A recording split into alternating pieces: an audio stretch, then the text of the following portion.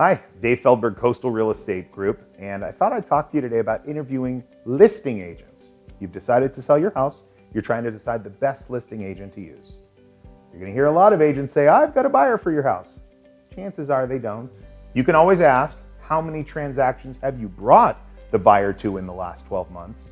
Many times it's not many.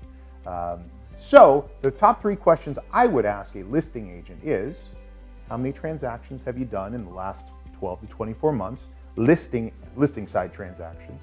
How many times have you brought the buyer to the transaction in the last 12 to 24 months? And on your last 5 transactions, how close were you to the original list price? This is a good one. A lot of times you'll have agents tell you they can give you pie in the sky numbers. Hey, I can sell your house for this amazing number, and then reduce. Eventually it sells. You want someone who's actively selling real close, if not above, all their list prices. So you know the initial number they started with is what they got. Good kind of reference point. Dave Feldberg, Coastal Real Estate Group. If you have any questions, give me a call.